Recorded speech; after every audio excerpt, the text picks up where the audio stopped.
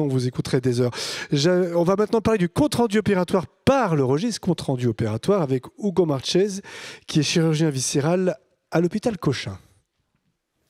Je crois que vous interviendrez 2 fois en plus ce matin. Oui, c'est ça. Beaucoup de travail pour vous. Merci. Tout à fait. Merci beaucoup. Bonjour à tous. Merci beaucoup pour l'invitation. Je suis très heureux d'être là devant tout ce panel de personnes et ces discussions hyper intéressantes qui sont vraiment dans la thématique qui m'intéresse à l'heure actuelle. Je vais vous parler d'une petite partie de l'activité qu'on a sur les registres. Donc moi je suis chirurgien, également chirurgien viscéral, c'est la matinée des chirurgiens viscéraux, à l'hôpital Cochin. J'administre une cohorte sur le SNDS, sur le cancer du pancréas. J'utilise les données de l'EDS dans le cancer du pancréas aussi à l'AP-HP. Et depuis quelques années, on s'est attelé à monter le premier registre de chirurgie viscérale oncologique avec l'aide du CNP de chirurgie viscérale et de la Fédération des spécialités médicales. Et ces choses faites, on a ouvert le registre il y a quelques mois pour la chirurgie pancréatique. Donc c'est le premier registre en oncologie digestive. Et donc c'est un événement assez important pour nous parce qu'on croit beaucoup au registre. Et je pense aussi qu'il y a des intérêts par rapport au CNDS qui sont très intéressants. J'avais peut-être une petite remarque par rapport à la présentation d'avant et ce qui a été dit avant, puis après je partirai sur la présentation, mais entre le SNDS et les registres, il y a une grosse différence. Toi, tu as le modèle parfait, Andrea, c'est-à-dire que tu as la chirurgie bariatrique. La chirurgie bariatrique, on n'a pas de question sur le diagnostic. On sait pourquoi les patients sont opérés. En cancéro, on a un autre problème. Pour avoir bossé sur le SNDS et sur le pancréas, on a 10% des patients dans cette cohorte de SNDS qui ont un diagnostic de cancer du pancréas, qui sont suivis pendant 2 ans et qui sont vivants à 2 ans sans aucun traitement. Si vous connaissez un petit peu le cancer du pancréas, ça paraît assez peu plausible qu'il y ait 10% des patients qui aient un cancer du pancréas qui soit suivi avec un diagnostic de cancer du pancréas sur le SNDS et qui soit vivant à 2 ans sans traitement. Donc les registres, à mon sens, ça a un intérêt pour ça, pour compléter le SNDS. Et effectivement, dans quel sens les données vont circuler du SNDS vers le registre, du registre vers le SNDS, je ne sais pas, mais ça va être très intéressant de voir. Et l'idée de départ de créer ce registre, ça a été un constat, enfin plusieurs constats finalement, c'est qu'il y a de nombreux registres dans tous les services. Alors ce qu'on appelle registre, on l'a tous vu, il y a eu la période des archives où on allait chercher les dossiers dans la cave, et puis là maintenant il y a les périodes des tableurs Excel où finalement on s'est retrouvé dans des services où moi j'ai vu des services où il y avait plus de tableurs Excel que de patients, et donc des tableurs Excel différents, et un patient avait chacun à peu près une cinquantaine de versions de son histoire dans des tableurs Excel. Je trouvais ça pas forcément très utile et très pertinent, avec forcément toujours les mêmes personnes qui font les acquisitions de données. Donc j'ai de la chance, je suis plus interne, mais j'ai passé du temps à faire des acquisitions de données sur des tableurs Excel, à rechercher le score ASA, à rechercher l'OMS, à rechercher le poids, qui était déjà rentré dans 25 tableurs Excel par d'autres personnes, mais impossible de sortir les données, donc c'était un petit peu pénible. Et finalement, on allait en permanence ressortir les comptes rendus opératoires et recopier ces comptes rendus opératoires avec de nombreuses données manquantes, et je vais vous en parler un petit peu. Finalement, l'objectif, l'idée de départ de la création de ce registre, c'était à la fois d'avoir des données propres, mais j'avais pas encore cette expérience sur le SNDS, parce que c'est une idée qui remonte à déjà pas mal d'années, mais c'était surtout pour éviter la répétition de tâches administratives, d'avoir un seul registre pour tout le monde, pour tous les services. Finalement, avec le temps, on s'est posé pas mal de questions, mais est-ce que cet outil registre, c'était seulement un outil d'évaluation des pratiques? Est-ce que ça pouvait être aussi un outil qui pouvait être utile pour la recherche? Donc pour la recherche, avoir une seule base de données pour tout le monde. Mais finalement, si on a une base de données pour tout le monde, est-ce qu'on peut s'en servir pour que ça soit aussi un outil pour la clinique dans la vie de tous les jours et un outil pour l'évaluation des pratiques, et pourquoi pas les trois? Et donc en 2017, j'avais rencontré les gens de la FSM, il y avait déjà Epitor qui fonctionnait, Epicard, et tous ces registres exceptionnels qui fonctionnaient dans des spécialités qui étaient finalement de la taille de la spécialité que moi je représente, c'est-à-dire la chirurgie hépatobiliaire et pancréatique, où finalement on n'est pas très nombreux, et on s'est dit pourquoi, si les chirurgiens thoraciques ont réussi à s'organiser comme ça, pourquoi on n'arriverait pas à le faire, et pourquoi on n'aurait pas finalement un outil qui pourrait faire un petit peu tout ça. On a rencontré quelques obstacles, ça a pris du temps, il y avait des obstacles structurels, besoin de trouver des financements, on a été aidés, besoin de trouver un moyen de faire adhérer les chirurgiens. Clairement en 2017 les gens n'étaient pas prêts du tout. En 2024, les choses sont différentes. Je pense que la culture a évolué, la culture de la recherche, puis la culture de l'évaluation aussi des pratiques par les chirurgiens, que ce soit les chirurgiens du CHU, mais aussi les chirurgiens du libéral.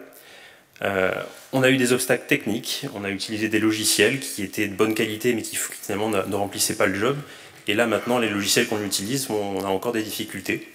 C'est des logiciels qui sont pour la plupart designés pour faire de la recherche clinique et pas pour faire des registres. Pour l'instant, je n'ai pas à ma connaissance de logiciels spécifiques pour la gestion des registres.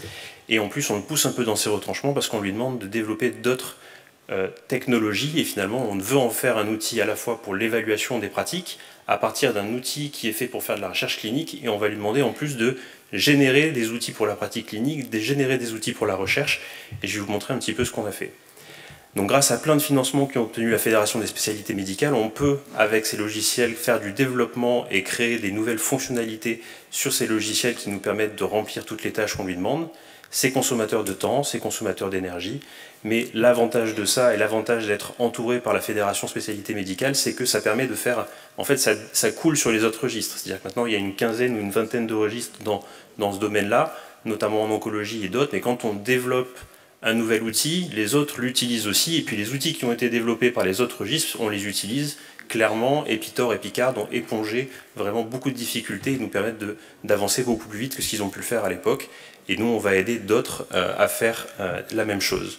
Donc je me suis dit que pour montrer un petit peu comment ça fonctionnait, le mieux c'était de vous faire une petite démonstration en live. Et donc voilà comment on fait. On rentre sur un registre, on crée un dossier, on crée un patient, on crée un séjour, on remplit des données. Alors voilà, on remplit ce que je disais tout à l'heure, hein, le poids, la taille, mais j'espère que ça sera la seule fois qu'on aura à le faire pour ce patient, et que finalement ces données qu'on va avoir, des données qui sont prises soit directement au bloc opératoire à la fin de l'intervention, soit au moment de la consultation, soit par les internes dans le service, il y a plein de possibilités, on peut avoir plein d'accès, elles vont être répétées une seule fois dans l'histoire du patient. Et donc là, on a rentré toutes les données préopératoires, on va décider quelle intervention on va faire. C'est un petit peu accéléré parce que ça dure un petit peu plus longtemps. Il faut reconnaître, ça prend un peu de temps de remplir un registre et ça peut être un peu pénible.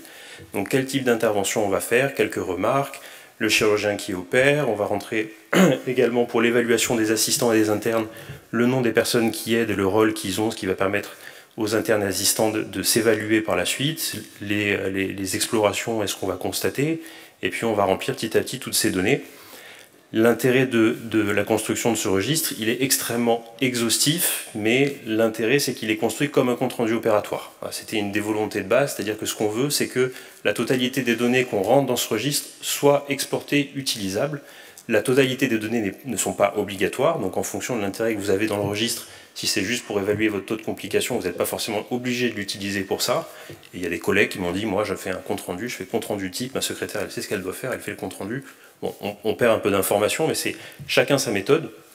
Moi je pense que avoir un compte-rendu exhaustif, propre, avec des données qui sont faites au moment où on fait de l'intervention ou dans les jours qui suivent, c'est la meilleure façon d'avoir une précision sur qu'est-ce qu'on a fait, une précision sur le diagnostic, une précision qui est assez importante. Et quand on a fini, on clique juste sur un bouton, ça exporte les données, et c'est là que le développement et l'aide de la FSL est intervenu, c'est que maintenant on a la possibilité d'avoir un compte-rendu opératoire qui apparaît. Alors ça c'est la version d'hier, c'est la dernière version qu'on a réussi à obtenir, on a beaucoup d'informations qui apparaissent, c'est des informations qui ne sont pas en format textuel à l'heure actuelle, mais qui sont assez propres, et qui finalement reprennent la totalité des données qui nous paraissent pertinentes dans cette situation.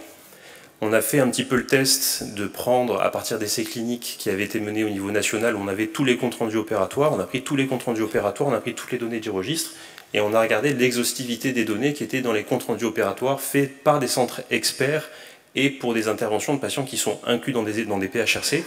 Et finalement, il manque 30 à 40% des informations qui nous paraissaient pertinentes dans ces comptes rendus opératoires. Et donc là, voilà, j'envoie le compte rendu à la secrétaire qui va pouvoir le mettre en page et l'intégrer dans le DSI local.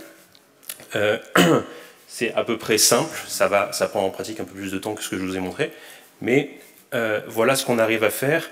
Un développement qu'on avait commencé à faire, c'était finalement de créer à partir d'une variable qu'on remplit une phrase pour que finalement ce compte rendu soit un petit peu plus joli. Et donc on a la possibilité de créer des variables cachées dans le registre, on clique sur un bouton, ça crée une phrase, cette phrase c'est celle-ci qui va être exportée dans le compte rendu opératoire. En pratique c'est faisable, c'est assez, ça prend un peu de temps, mais à l'heure actuelle je ne sais pas si c'est vraiment ça qu'il faut faire, parce que en créant un petit script, si vous prenez à peu près 1 minute de votre temps, c'est un logiciel, j'ai pas de conflit d'intérêt, je vous promets, mais si vous prenez 1 minute de votre temps, vous faites un petit copier-coller, vous mettez un petit script, et puis vous demandez à un logiciel de LLM de créer un compte-rendu un peu plus propre. Et en fait, en quelques secondes, il va vous créer la même chose que ce que j'ai essayé de faire manuellement et qui va me prendre des heures et des heures. Et je vous avoue que j'ai un peu arrêté depuis quelques mois et l'apparition de ces nouveaux procédés, j'ai un peu arrêté ce travail. Et je pense que c'est assez simple d'avoir un compte-rendu propre, lisible. Alors il faut le relire parce que de temps en temps il y a quelques erreurs, mais qui ressemble à un compte-rendu que je ne ferai pas aussi vite et avec une qualité assez impressionnante et surtout une exhaustivité des données qui est proche de 100%, alors qu'on est, encore une fois, on est difficile d'arriver à reproduire la même chose sur un compte-rendu qu'on fait sans aucune structure de base. Et là, non seulement vous avez le compte-rendu, mais vous avez rempli votre registre. Une dernière chose, les résultats, bon, il y a plusieurs choses, on en a parlé, la centralisation de la chirurgie, et notamment la chirurgie oncologique digestive lourde, c'est important, les registres vont devenir obligatoires là-dedans. Et finalement, on peut l'étendre à plein de choses, notamment au compte-rendu de consultation, aux fiches de RCP, au compte-rendu d'hospitalisation. Je terminerai par une chose, et ça sera ma dernière slide, promis, c'est qu'on essaie d'étendre ça aussi, vous en avez parlé, on essaie de mettre des PHRC dans ce registre. Et donc ça, c'est un des gros du travail qu'on a fait en ce moment, c'est d'avoir un guichet unique de connexion et de pouvoir poser en première question que votre patient est dans un essai clinique ou pas, et de faire en sorte que toutes les données qui sont incluses dans ce registre, ce n'était pas forcément le thème de la communication, mais soient poussées au fur et à mesure dans un registre parallèle pour l'essai clinique, et que l'essai clinique en fait soit rempli par le chirurgien en même temps qu'il crée son compte-rendu opératoire, en même temps qu'il remplit son registre. Il remplit également les données du PHRC qui sont poussées au fur et à mesure dans un registre à part qui va être utilisé ensuite pour les monitorings, pour la gestion des fins d'études et l'analyse des données. En conclusion, c'est un outil qui est un outil qu'on veut pour un peu, voilà, c'est un peu l'outil pour les posséder tous, je ne sais pas comment dire ça autrement, mais c'est un outil qui veut avoir plein de potentiels différents, mais un outil unique pour toute la chirurgie oncologique digestive. Il a ouvert pour le pancréas, il va ouvrir pour le foie, le rectum, l'œsophage et l'estomac. L'objectif étant l'obtention des centres, la simplification des données administratives et la valorisation de la recherche, on en a parlé tout à l'heure, c'est pas la peine de revenir là-dessus, dans un contexte de centralisation de la chirurgie oncologique digestive. Merci beaucoup. Merci beaucoup Hugo.